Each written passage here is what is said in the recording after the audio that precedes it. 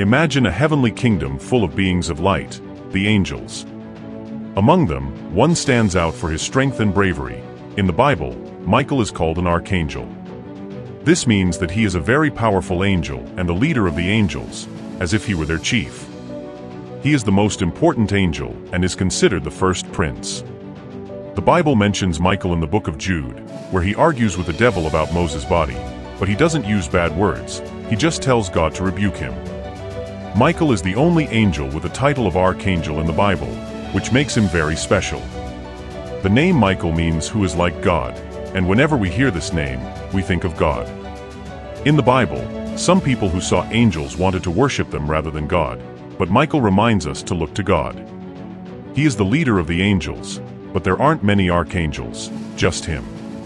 In the Old Testament, Michael is linked to the nation of Israel and is called the prince of that people, as if he were God's prime minister in the universe. He is also a messenger of God, bringing laws and judgments. In the book of Daniel, it is said that Michael will rise up to protect God's people in difficult times. He is a mighty warrior, and in the final battle between good and evil, he will lead the angels against Satan and his demons. They will win this battle, and Satan will be defeated. Satan, who is also called the devil, was once an angel called Lucifer. He rebelled against God and was cast out of heaven. He still fights against God, but his defeat is certain. Some people wonder how this conflict happened in a universe created by God. The Bible doesn't give us all the answers, but we do know that the angels fell because they rebelled against God. The rebellion of the angels happened before the fall of Adam and Eve in the Garden of Eden. We don't know exactly when, but it was one of the greatest disasters in the history of creation. The angelic creation was good until this rebellion. There are ancient texts that talk about the origins of this conflict. They say that there was a being who fell from heaven, likened to a bright morning star, who had great ambition and wanted to be like the supreme being. Before that, there was an angel who was incredibly beautiful and wise, but he was filled with pride at his beauty and wisdom and strayed from the right path. Because of his greed and violence, he was expelled from his lofty position and banished. It is believed that during this rebellion, many other angels also joined him. This battle was not only limited to heaven, but continued on earth. It is believed that this epic struggle will culminate in an event called Armageddon, where an army led by Christ will triumph over the forces of darkness.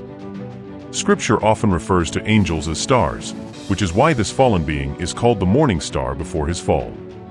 There is also a story that speaks of a third of the stars being thrown to earth by this fallen being.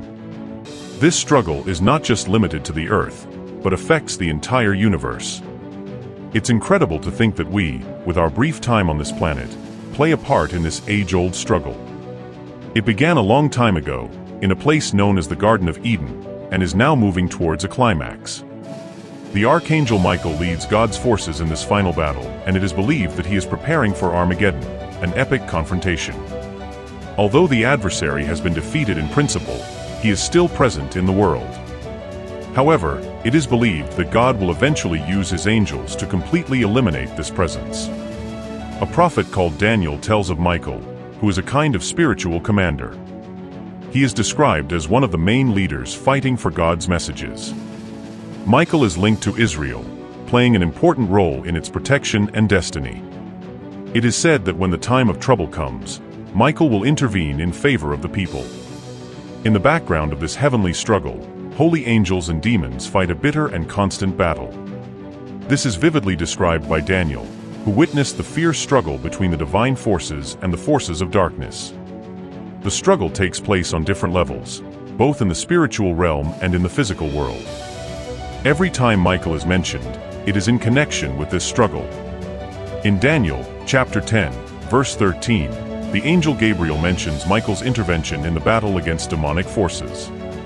This episode also reflects the importance of angelic influences in human affairs. The struggle between angels dedicated to God and fallen angels allied with Satan plays a significant role in the biblical narrative. Daniel vividly describes this struggle, showing how Michael intervened to ensure that the divine message reached him. Ultimately, this cosmic battle is part of the grand narrative of redemption and the triumph of good over evil. Michael, as a divine protector and warrior, plays a vital role in this story, helping to ensure that God's will prevails in the midst of spiritual conflict. In addition, Michael is often portrayed as a warrior angel, wearing shining armor and wielding a mighty sword. He is seen as a courageous defender, always ready to protect God's followers from any threat. In many stories and traditions, Michael is depicted leading heavenly armies in epic battles against the forces of evil, showing his strength and determination. Michael is also known for his wisdom and justice. He not only fights evil, but also guides and advises other angels and human beings. His presence is a constant reminder that, even in times of difficulty, there is hope and protection for those who follow God's path.